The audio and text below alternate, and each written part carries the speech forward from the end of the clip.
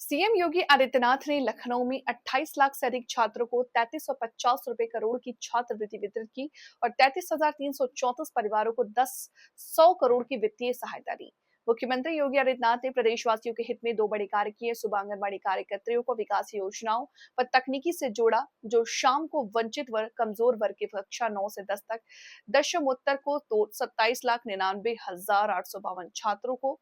CM ने गरीब परिवारों के मुख्य आर्जक की मृत्यु होने पर राष्ट्रीय पारिवारिक लाभ योजना के अंतर्गत 33,334 आश्रित परिवारों को 100 करोड़ रुपए की सहायता राशि का अंतरण किया।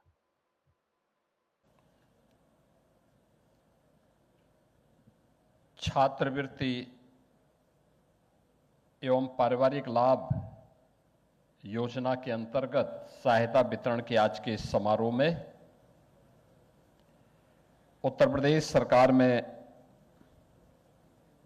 मंत्रिमंडल के मेरे सहयोगी,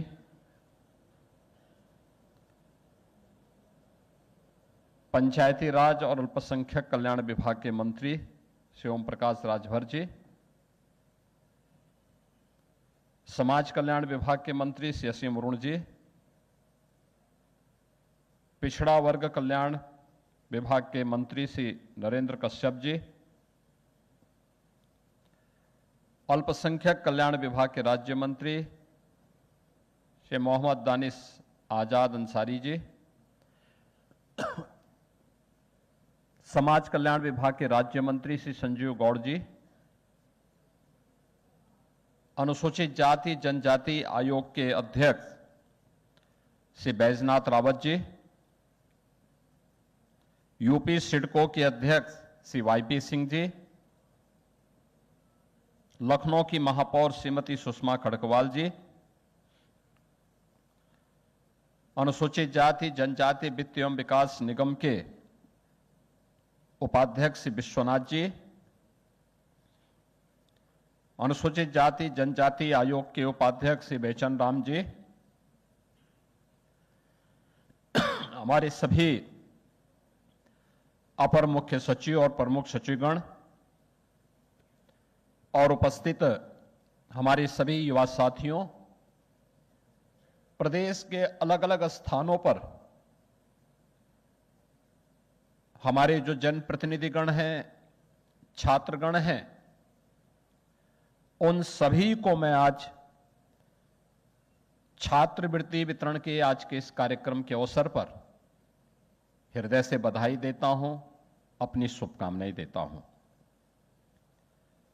यानी अगर इन सबको देखा जाए तो आज उत्तर प्रदेश में इस वित्तीय वर्ष का जो 2025 मार्च 2025 से मार्च 2026 की कल अंतिम दिन है, यानी अंतिम दिन का मतलब कल 31 मार्च है, तो इस वित्तीय वर्ष के अंत तक अब तक जो अभी हमारे समाज कल्याण विभाग के मंत्री कह रहे थे कि हम लोग 67 लाख बच्चों को ये स्कॉलरशिप उपलब्ध करवा रहे हैं और यह इसके साथ ही ये पूरी योजना इस वित्तीय वर्ष की यहां पे संपन्न हो रही है। यानी ये चीजें दिखाती हैं कि जब सेवा संवेदना का हिस्सा बनती है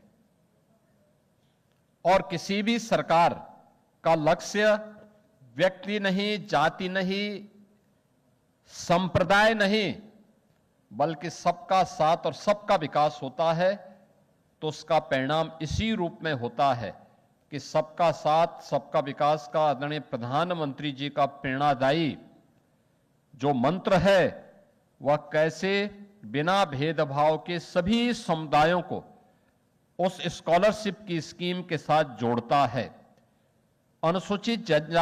अनुसूचित जाति जनजाति के 100% छात्रों के लिए, पिछड़ी जाति के छात्र छात्राओं के लिए, सामान्य वर्ग के अति गरीब छात्रों के लिए और अल्पसंख्यक समुदाय के छात्रों के लिए पढ़ाई के लिए एक प्लेटफॉर्म उपलब्ध हो और उन्हें यह स्कॉलरशिप समय पे मिल सके, इस सरकार की मंशा पहले दिन से थी। हम लोगों ने पहले दिन से इस कार्रवाई को आगे बढ़ाने का प्रयास भी किया। लेकिन खामियां ढेर सारी थी। जैसे यहां समाज कल्याण विभाग के मंत्री ने आपके सामने कहा भी कि क्या स्थितियां थी। 2016-17 में समाजवादी पार्टी ने अनुसूचित जाति जनजाति के छात्रों की स्कॉलरशिप ही नहीं दी। स्कॉलरशिप नहीं देने का मतलब क्योंकि उन्होंने तब तक प्रदेश को इतना नोच डाला था, इतना लूट डाला था कि प्रदेश के खाते में पैसा ही नहीं था। और जो पैसा केंद्र सरकार से अनुसूचित जाति जनजाति के छात्रों के स्कॉलरशिप के लिए आई थी, उस पैसे को उन्होंने दूसरे समाजवादी पार्टी के कार्यों के लिए डाइवर्ट कर दिया था। और इसीलिए 17 में जब सरकार आई तो मुझे एक साथ 17-18 के साथ साथ 16-17 के भी बच्चों को एक साथ स्कॉलरशिप देनी पड़ी थी। और आज मुझे बताते हुए प्रसन्नता है कि अनुसूचित जाति जनजाति के छात्र हों, पिछड़ी वर्ग के जाति के छात्र छात्राएं हों, सामान्य वर्ग के गरीब छात्र हों या फिर अल्पसंख्यक समुदाय के छात्र, ऐसे 67 लाख छात्र छात्राओं को इस स्कॉलरशिप की स्कीम का लाभ प्रदेश के अंदर प्राप्त हो रहा है। मैं इस अवसर पर उत्तर प्रदेश के इन सभी छात्र छात्राओं को जिन्हें आज ये स्कॉलरशिप की 4800 करोड़ रुपए की छात्रवृत्ति की योजना का लाभ प्राप्त हुआ है, इन सबको मैं हृदय से बधाई देता हूं।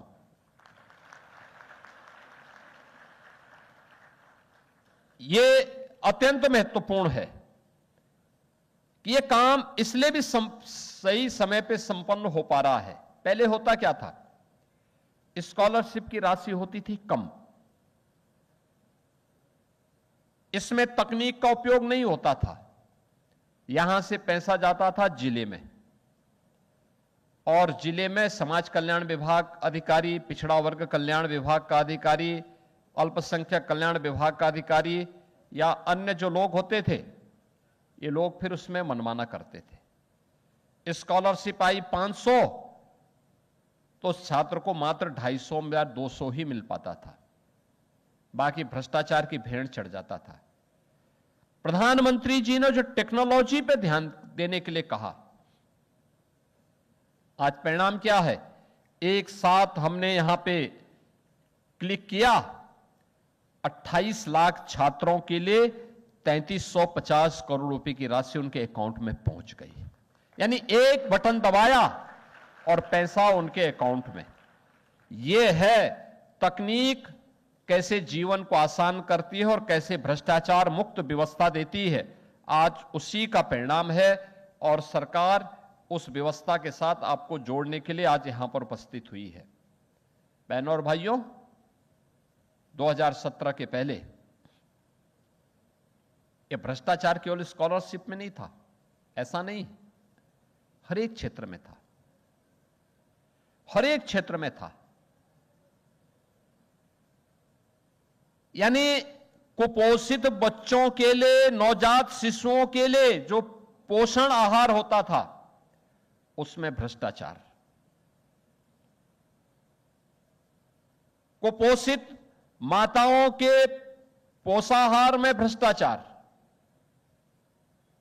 छात्रों की छात्रवृत्ति में भ्रष्टाचार, विकास की योजनाओं में भ्रष्टाचार, विभिन्न प्रकार की जो राष्ट्रीय पारिवारिक लाभ योजना से जुड़ी हुई योजनाएं हैं, उन सभी योजनाओं में व्यापक भ्रष्टाचार। मैं एक दिन समाजवादी पार्टी के अध्यक्ष पूर्व मुख्यमंत्री के एक बयान को मैं पढ़ रहा था। उन्होंने कहा सरकार जो है 1000 रुपए की पेंशन राशि क्यों देती है। उनके समय में यह राशि मिलती थी दिव्यांगजनों को 300 रुपए, और वह भी समय पे नहीं मिलती थी और उसमें भी भ्रष्टाचार होता था। 300 रुपए का मतलब 6 महीने में एक बार जाता था 1800 रुपया, और 1800 रुपये एक बार में जाता था तो उस गरीब को केवल, दिव्यांगजन को केवल 900 रुपया मिलता था। 900 रुपये इनके लोग सब चट कर जाते थे। ऐसे ही निराश्रित महिलाएं, जो अपनी विधवा महिलाएं हैं, उनको 500 रुपये की राशि मिलती थी। यह राशि 6 महीने में एक बार गई, 3000 रुपये गई। 3000 में से 1500 उसको मिलता था। 1500 समाजवादी पार्टी के गुंडे और समाज कल्याण विभाग के बाबू हजम कर जाते थे। वृद्धजनों के लिए जाने वाली पेंशन भी ऐसे ही जाती थी। 3000 रुपया गया 6 महीने में एक बार, और उसमें भी आधी राशि भ्रष्टाचार की भेंट चढ़ जाता था। आज मैं कह सकता हूं, उत्तर प्रदेश में हम लोग 1,06,00,000 निराश्रित महिला, वृद्धजनों, दिव्यांगजनों को 12,000 रुपए सालाना पेंशन देते हैं, और ये पेंशन की राशि उसके अकाउंट में जाती है। कोई कटौती नहीं होती है। कटौती करने वाले को मालूम है कि अगर वह इन गरीबों के हिस्से में डकैती डालेगा तो उसकी जगह जेल होगी, और बाप दादों की भी कमाई की जो प्रॉपर्टी होगी ना, उसको जब्त करके गरीबों में बांटने का काम इस सरकार करेगी।